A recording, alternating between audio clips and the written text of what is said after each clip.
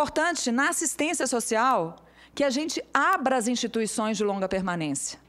A assistência social chega, gente, da gente falar assim, mas a família abandona o idoso nos asilos. A família é quem está abandonada. A família cuidaria se tivesse recursos para cuidar. Agora, qual que é o recurso que o Estado brasileiro está oferecendo à família para cuidar do idoso? Qual que é a garantia que o filho tem de não trabalhar para ficar cuidando da mãe ou do pai idoso? Qual que é a garantia que o filho tem de ter recurso previdenciário enquanto cuida do idoso? Então, acho que a gente tem que parar de apontar para a família, porque do tripé Estado, sociedade e família, o mais fraco é a família. O que o Estado está fazendo para apoiar a família, para ela cuidar? E aí eu coloco que o Estatuto do Idoso tem uma distorção. No seu artigo 35, ele propõe, ele permite que o idoso contribua com as instituições de longa permanência com até 70% do seu rendimento. A professora Ana Amélia está aqui, pode dizer o quanto que a renda que vem hoje das instituições de longa permanência depende dessa contribuição da pessoa idosa. Porém, a assistência social é uma política que a própria Constituição estabelece como uma política não contributiva. O idoso não deveria pagar para ter acesso a uma política de assistência social. E o Estatuto permite que isso aconteça. E pior do que isso, nós estamos pagando para ter cuidados precários.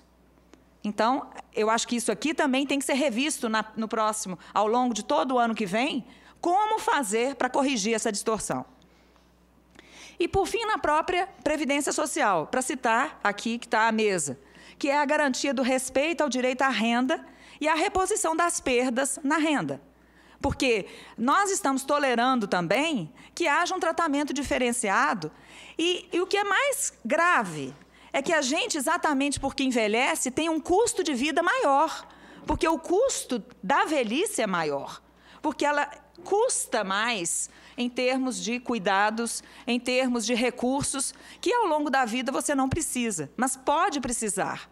E se a presidenta Dilma defende o final da miséria, e nós também defendemos, nós queremos isso, que ela saiba que é nos mais pobres que estão os mais dependentes. Os velhos pobres têm uma chance 7 vezes maior de se tornar dependentes, mas não têm os mesmos recursos. Então, o que o Conselho Nacional do Idoso traz aqui para nós é o que falta ao Estatuto, a nosso ver. Primeira coisa, falta divulgação. 65% dos idosos desconhecem o Estatuto, nunca leram o Estatuto. E eu ouso dizer que essa falta de conhecimento sobre o Estatuto é ainda maior entre os gestores. O Estatuto do Idoso não figura entre as leis que cuidam da lei da educação no país. A LDB não coloca entre a sua bibliografia citada o Estatuto do Idoso, para vocês terem noção da gravidade do fato.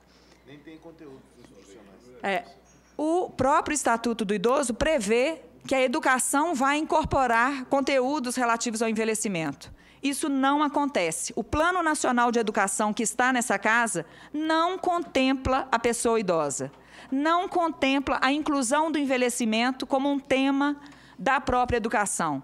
Quer dizer, saem da faculdade, das escolas, cidadãos que não sabem o que significa envelhecer nessa sociedade. O que falta ao Estatuto? Mecanismos e estruturas que favoreçam a sua aplicação, tanto nas políticas quanto nas famílias. Falta a construção de indicadores.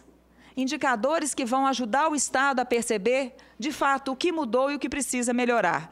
Não precisa continuar com a apresentação, não, eu já estou encerrando. O que falta também é a participação dos conselhos de defesa e de cada uma das políticas numa prestação de contas sobre a efetiva aplicação do Estatuto no dia a dia e na realidade brasileira, onde precisa acontecer uma pactuação da atuação dessas políticas, como se diz, garantindo esse pacto pelo envelhecimento ativo verdadeiro, assumido pela presidente Dilma, a criação desse plano de ação pelo enfrentamento à violência, e eu conclamo a todos a trabalhar nesta casa, em cada uma das atuações dos senhores, para que seja cumprida a deliberação da terceira Conferência Nacional do Idoso, que estabelece como prioridade a criação de uma Secretaria Nacional do Idoso. Porque se nós não tivermos uma estrutura que cuide do envelhecimento como causa, uma estrutura que compre e que vista a camisa da pessoa idosa em todo lugar que estiver, nós estaremos à mercê de sermos uma política dentre as várias políticas de uma determinada política, né? E a forma que a gente tem verificado, tem sido tratado, é uma forma ainda muito frágil. Eu acho que não condiz com a grandeza e o respeito que a população idosa desse país merece. Eu acho que essa é a questão. E essa secretaria, que ela seja autônoma e que ela tenha orçamento, né? E isso eu quero muito que os senadores nos ajudem em garantir orçamento para a pessoa idosa, né? Para a política do envelhecimento. Quero dizer, gente, que o Brasil só tem duas categorias de idosos, de pessoas. As pessoas que hoje são idosas e as pessoas que serão idosas. Então, não basta ao idoso defender o envelhecimento. A defesa pelo envelhecimento com dignidade, ela deve ser de todo cidadão brasileiro, até daquele que ainda não nasceu. Então, o Estado brasileiro precisa responder hoje, para os velhos de hoje, mas precisa melhorar muito, né, não só mais para preparar, porque não é mais caso de preparação, é caso de atuação nesse país que já está envelhecido e que ainda precisa de muita coisa para a gente falar que o Estatuto basta. Não podemos sentar no Estatuto, ficar felizes porque o Estatuto está batendo 10 anos à porta. Eu acho que a nossa responsabilidade é muito maior. Quem sabe um dia a gente vai dispensar o Estatuto, porque o respeito aos direitos do idoso já estará feito. Muito obrigada.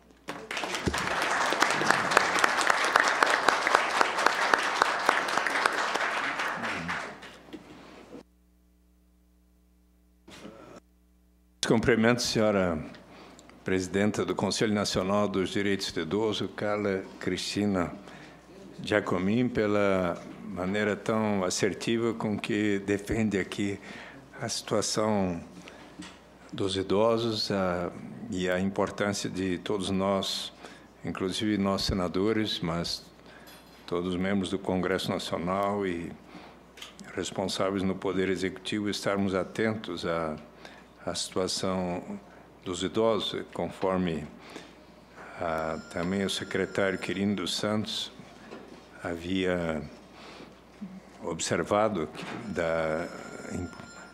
da violência que acontece com os idosos aqui, que também a senhora ressaltou que este é um problema que acontece em todo o Brasil hoje. Nós vamos agora, eu quero assinalar a presença, agradecer a presença do senador João Costa, de Tocantins, que também é membro aqui da nossa comissão. Daqui a pouco eu vou precisar ir à Comissão de Relações Exteriores, mas eu quero ouvir mais um depoimento e agradeço se em seguida Vossa Excelência puder presidir a reunião. Então, vamos chamar agora o chefe da Divisão de Temas Sociais do Itamaraty, em representação à embaixadora Gláucia Gauch, senhor Silvio José Albuquerque Silva. Tem a palavra, por favor. Obrigado, senador. Colegas de mesa, senhoras e senhores, eu estou aqui em representação ao ministro Antônio Patriota. Como disse o senador, eu sou Silvio Albuquerque, chefe da Divisão de Temas Sociais, ministro da Carreira Diplomática, e vou procurar me limitar aos 5 minutos concedidos aos que aqui fazem a intervenção, para, basicamente, ressaltar o que tem acontecido no plano internacional no campo da proteção dos direitos dos idosos. Bom, em primeiro lugar, eu diria que a proteção internacional dos direitos humanos, ela se dividiu ao longo das últimas décadas em 2 graus. O primeiro deles diz respeito basicamente à proteção geral dos direitos humanos, o que foi feito a partir de 48, com a Declaração Universal e os pactos internacionais da década de 60, de direitos civis e políticos, econômicos, sociais e culturais. Ali se olhava o ser humano na sua generalidade, protegia o ser humano sem ter a especificidade do olhar. A partir dos anos 70, basicamente meados dos anos 60, começou-se a perceber no sistema ONU que era necessário olhar o ser humano e protegê-lo de acordo com a sua especificidade. Nasce, em 65, a Convenção Internacional de Combate à Discriminação Racial e, posteriormente, ao longo da década de 70, constroem-se instrumentos internacionais de proteção das mulheres. Determinada política, né? E a forma que a gente tem verificado, tem sido tratado, é uma forma ainda muito frágil. Eu acho que não condiz com a grandeza e o respeito que a população idosa desse país merece. Eu acho que essa é a questão. E essa secretaria, que ela seja autônoma e que ela tenha orçamento, né? E isso eu quero muito que os senadores nos ajudem em garantir orçamento para a pessoa idosa, né, para a política do envelhecimento. Quero dizer, gente, que o Brasil só tem 2 categorias de idosos, de pessoas. As pessoas que hoje são idosas e as pessoas que serão idosas.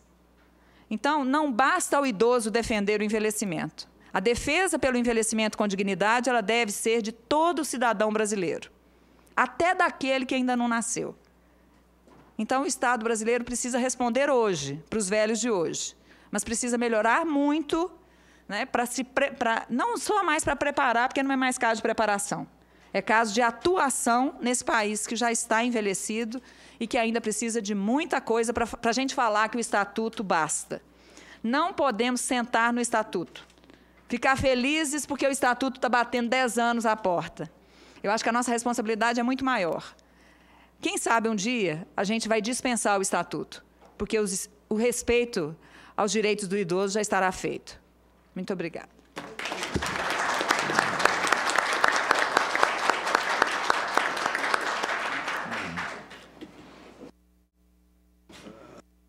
Cumprimento, senhora presidenta do Conselho Nacional dos Direitos do Idoso, Carla Cristina Giacomin, pela maneira tão assertiva com que defende aqui a situação dos idosos e a importância de todos nós, inclusive nós senadores, mas todos os membros do Congresso Nacional e responsáveis no Poder Executivo, estarmos atentos à situação dos idosos, conforme também o secretário Quirino dos Santos havia observado da violência que acontece com os idosos aqui, que também a senhora ressaltou que este é um problema que acontece em todo o Brasil hoje. Nós vamos agora, eu quero assinalar a presença, agradecer a presença do senador João Costa, de Tocantins, que também é membro aqui da nossa comissão. Daqui a pouco eu vou precisar ir à Comissão de Relações Exteriores, mas eu quero ouvir mais um depoimento e agradeço se em seguida Vossa Excelência puder presidir a reunião. Então, vamos chamar agora...